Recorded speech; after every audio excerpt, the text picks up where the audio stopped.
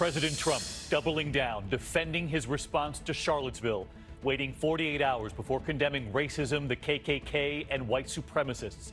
And tonight now saying there is blame on both sides. I think there's blame on both sides. You look at both sides.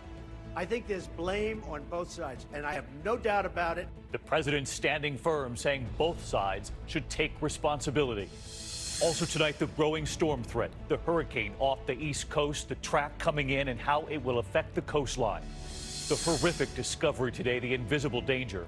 A father finding his entire family overcome by carbon monoxide. Several rushed to the hospital, including first responders. The young mother struck by a tree in New York City's Central Park, injured trying to protect her 3 children.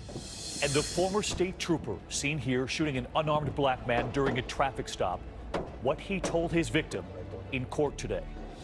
This is ABC World News Tonight with David Muir. Good evening, and it's great to have you with us here on a Tuesday night. And we begin tonight with President Trump in the lobby of Trump Tower, spending 15 minutes late today defending his response to Charlottesville.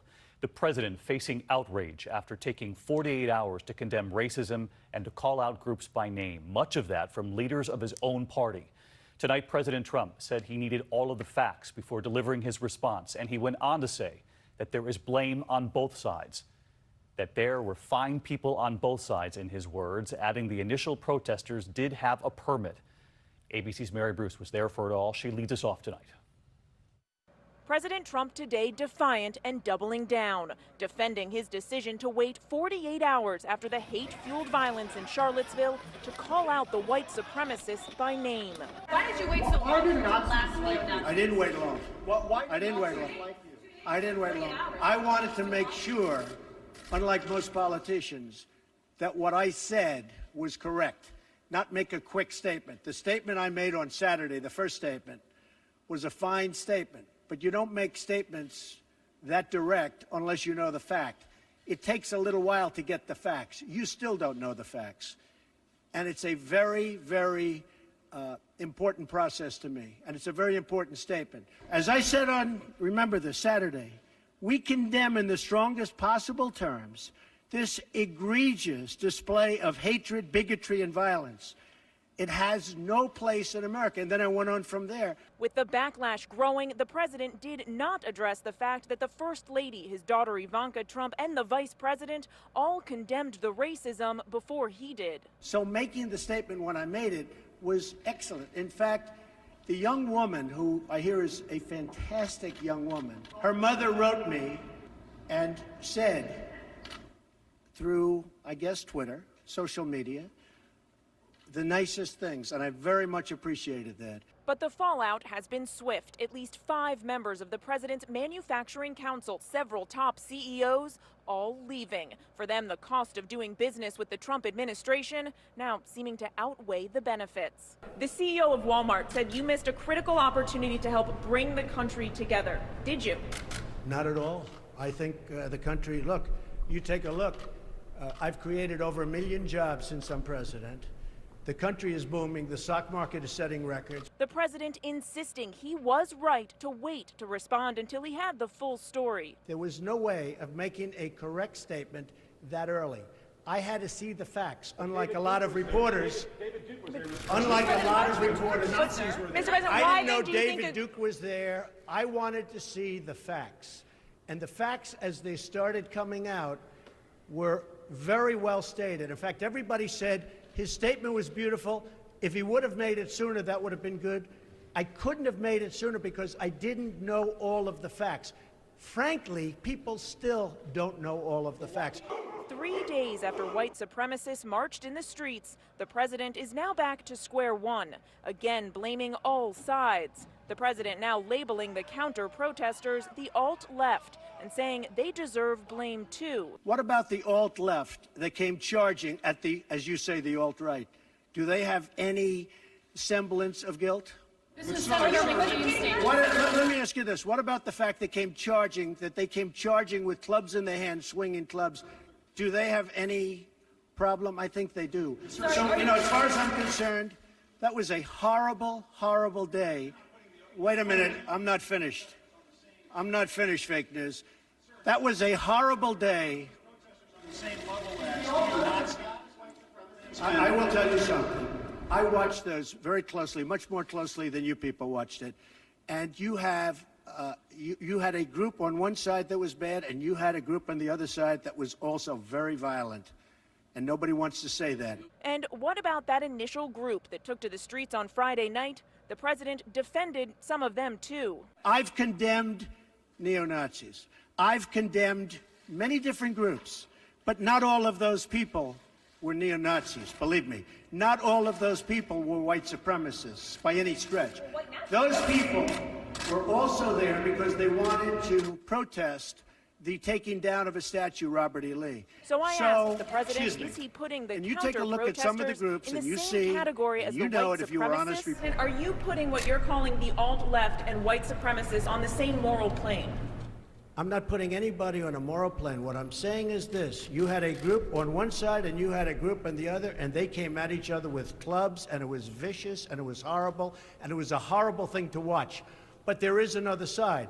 There was a group on this side, you can call them the left, you've just called them the left, that came violently attacking the other group. So you can say what you want, but that's the way it is. Well, I do think there's blame. Yes, I think there's blame on both sides. You look at both sides. I think there's blame on both sides, and I have no doubt about it, and you don't have any doubt about it either.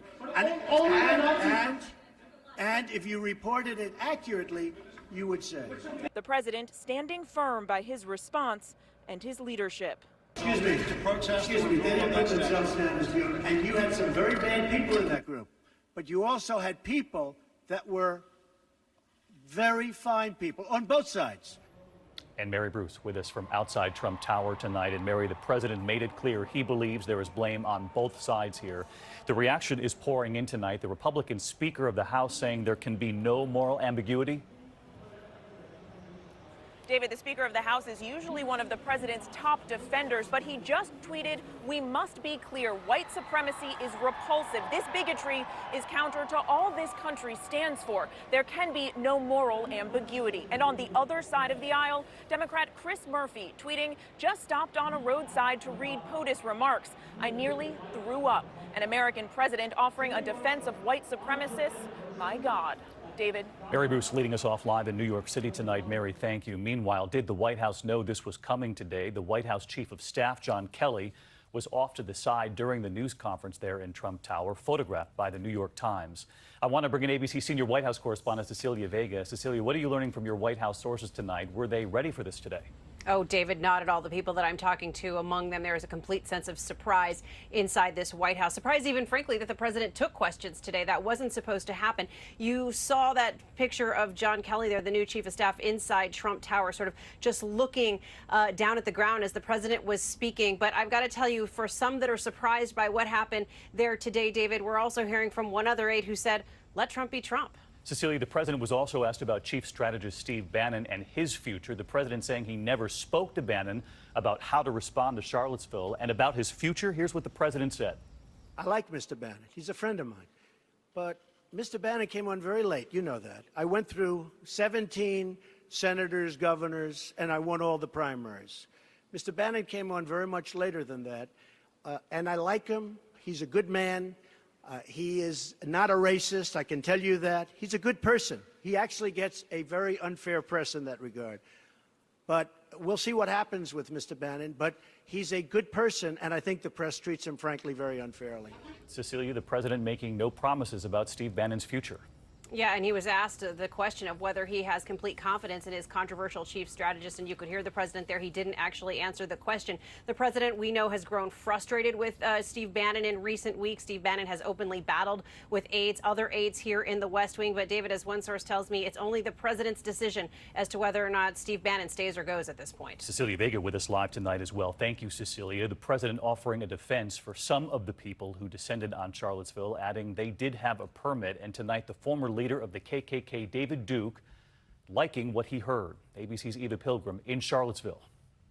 Tonight, the president offering at least some support to the protesters who descended on Charlottesville. You had a lot of people in that group that were there to innocently protest and very legally protest because, you know, I don't know if you know, they had a permit. The other group didn't have a permit. So I only tell you this. There are two sides to a story.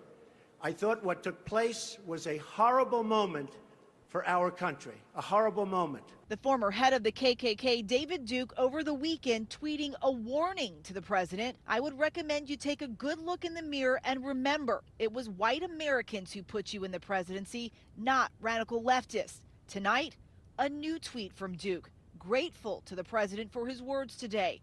Thank you, President Trump, for your honesty and courage to tell the truth about Charlottesville and condemn the leftist terrorist in BLM, Antifa. Here in Charlottesville, one white nationalist told us the president has helped them. He's opened up a door. His movement has opened up a door, but it's up to us to take the initiative. And tonight, the fight over Confederate statues is now a flashpoint. In Durham, North Carolina overnight, crowds tearing down a statue honoring Confederate soldiers. Let me be clear. No one is getting away with what happened. We are pursuing felony charges. There are 700 monuments like this throughout the U.S. Pressure is building for many cities to move them or take them down. That fight energizing white nationalists who want to stop them, already planning events in the coming weeks. Tonight, the Southern Poverty Law Center reports in the last 3 years, more than 125 new hate groups have formed. They're just kind of now coming more to light and coming out from the cracks because of the new election of the new administration.